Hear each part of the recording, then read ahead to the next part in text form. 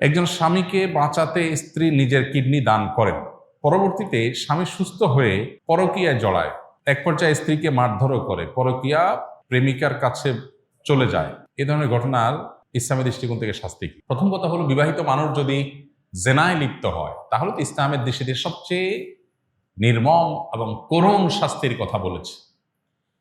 কেন ইসলাম এই ব্যাপারে এত সিরিয়াস? অন্য কোনো অপরাধের বেলায় ইসলাম এত কঠিন শাস্তির কথা বলেনি। কোমর পর্যন্ত মাটিতে পুঁতে রেখে পাথরের আঘাতে তাকে মৃত্যুদণ্ড বাস্তবায়ন করা। অন্যান্য ক্ষেত্রে এত কঠিনভাবে মৃত্যুদণ্ড বাস্তবায়ন করতে ইসলাম বলে না, এক্ষেত্রে কেন বলেছে?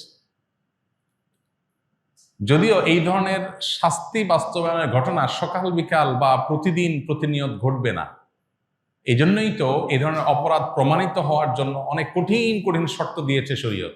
ইসলামী শরিয়া এমন এমন শর্ত দিয়েছে যে এই ধরনের শাস্তি কোনো ইসলামী বিচারালয়ের বিচারক, কোনো কাজী, তিনি এই ধরনের মৃত্যুদণ্ডের রায় লিখবেন, বিষয়টা এত সহজ না। এটা লেখার আগে তাকে অনেক শক্ত শক্ত কঠিন কঠিন দলিল প্রমাণ হাজির করতে হবে।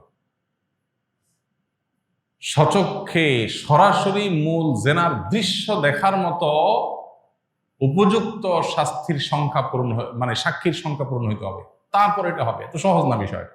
তার মানে ইসলাম চায় না এটা সকাল বিকাল হোক, এটা চায় কালে ভদ্রে একটা ঘটনা ঘটবে, সবাই সেখান থেকে শিক্ষা নিয়ে সতর্ক হয়ে যাবে।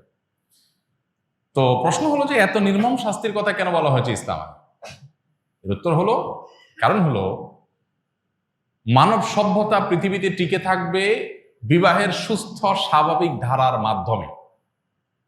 বৈবাহিক বন্ধনের এই সুস্থ স্বাভাবিক ধারার বিপরীতে বিবাহ বহির্ভূত যে সম্পর্ক, হারাম রিলেশন, এবং এর পাশাপাশি আজকাল যে সমকামিতা সহ বিভিন্ন রকমের অসভ্য ক্রিয়াকর্মকে পৃথিবীতে নর্মালাইজেশনের কাজ চলছে, এটাকে স্বাভাবিককরণের কাজ চলছে, এগুলো মানব সভ্যতাকে হুমকির মধ্যে নিয়ে যাবে। মানুষের অস্তিত্ব পৃথিবীতে একসময় থাকবে না যদি এগুলো থাকে।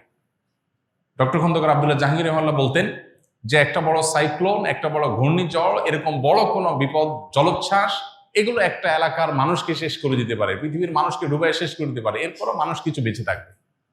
কিন্তু মানুষের যে টেন্ডেন্সি, বৈবাহিক সম্পর্কের মধ্য দিয়ে সন্তান জন্ম দেওয়ার যে প্রবণতা, এটা যদি কমতে থাকে তাহলে কি হবে? একটা সময় মানুষের অস্তিত্ব সংকটের মধ্যে পড়বে, পৃথিবীতে মানুষ টিকে থাইকে কঠিন হবে, হারিয়ে যাওয়ার উপক্রম হবে। এখন পশ্চিমা পৃথিবীর অনেক দেশ শুধুমাত্র এই সমকামিতা সহ এই জাতীয় বিষয়গুলো, যেগুলোকে তারা উদারতার অংশ মনে করে, এগুলোকে তারা মানসিকভাবে সমর্থন করে, তারা পর্যন্ত সরকারিভাবে এখন অনেক দেশে নিষেধাজ্ঞা আরোপ করছে এই জাতীয় বিষয়কে। কেন? শুধুমাত্র মানুষের জন্মের হার বাড়াবার জন্য। কারণ মানুষের জন্মের হার কমে যায়, এভাবে টেন্ডেন্সি চেঞ্জ হয়ে যায়, প্রবণতা শেষ হয়ে যায় মানুষের।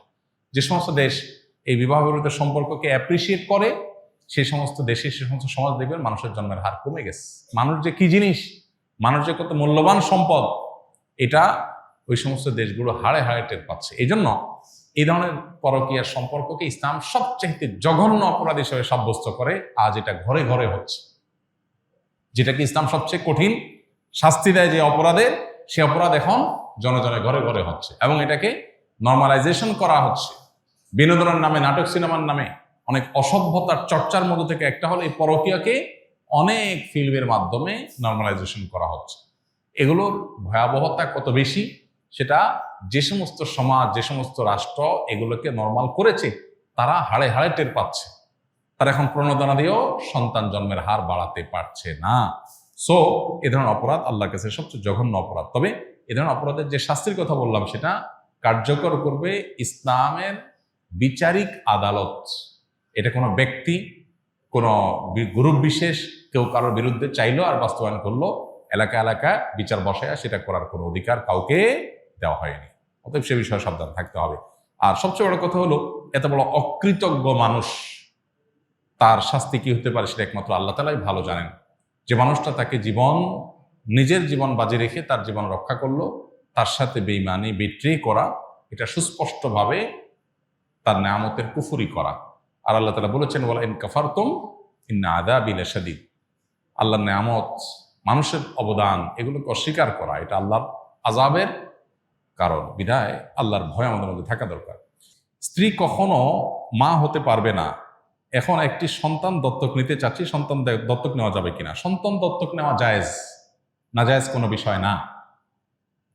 যদি কারোর সন্তান না হয়, তিনি আরো জনের সন্তানকে দত্তক নিতে পারেন। কিন্তু এখানে একটা গুরুত্বপূর্ণ বিষয় হলো, সন্তান না হলেই শুধু দত্তক নেওয়া এটা সঠিক কাজ না। বরং সন্তান না হলে দত্তক নেবেন সেটা যেমন হতে পারে, আবার সন্তান হলেও দত্তক নেওয়া উচিত। আমাদের সমাজে যাদের সন্তান হয় না তাদেরকে দেখা যায় তারা কি নেয়, সন্তান দত্তক নেয়। যারা আল্লাহ সন্তান দিচ্ছে তাকে আর সন্তান দত্তক নিতে দেখা যায় না। এই কালচারটা চালু হওয়া উচিত। আল্লাহ আপনাকে 4টা সন্তান দিয়েছেন, আর একটা সন্তান দত্তক নেন।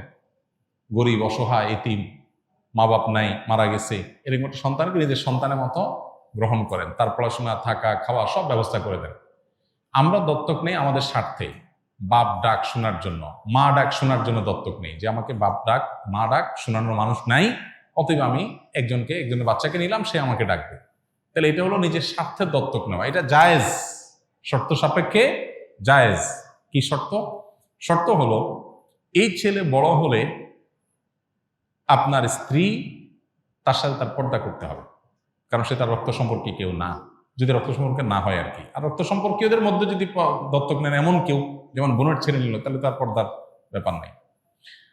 আর দত্তক নেওয়ার ক্ষেত্রে আমাদের শরীয়ত উৎসাহ দিয়েছে যেটা, সেটা হলো অন্যের সন্তানকে লালন পালন করার নিয়তে দত্তক নেওয়া, নিজে বাপ মা ডাক শোনার জন্য না, নিজের নিঃসঙ্গতা কাটাবার জন্য না, সে উদ্দেশ্যে দত্তক নেওয়ার কালচার আমাদের সমাজে বাড়ানো দরকার। আল্লাহ আমাকে 2টা সন্তান দিয়েছেন, আমি একটা অসহায় পরিবারের একটা সন্তানকে লালন পালন করে দিলাম, এটা আমার দাওয়াত, আমার সওয়াবের কাজের অংশ, সদকা জারিয়া কাজের অংশ।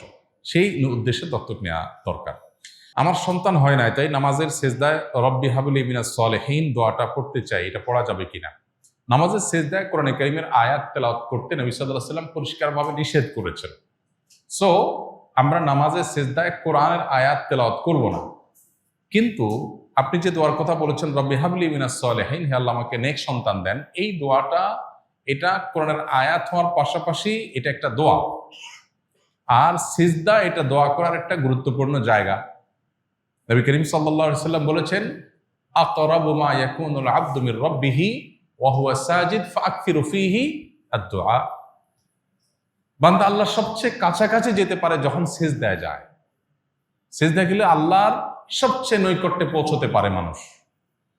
এই জন্য নবীজি বলেছেন, অতএব সিজদায় গিয়ে তোমার আল্লাহর কাছে দোয়া করবে, বেশি বেশি দোয়া করবে। এটা যেহেতু একটা দোয়া, অতএব দোয়া হিসাবে এটা পড়তে পারবেন ইনশাআল্লাহ। তবে কোরআনে আয়াত নিষেধ সিজদার মধ্যে তেলাওয়াত করা।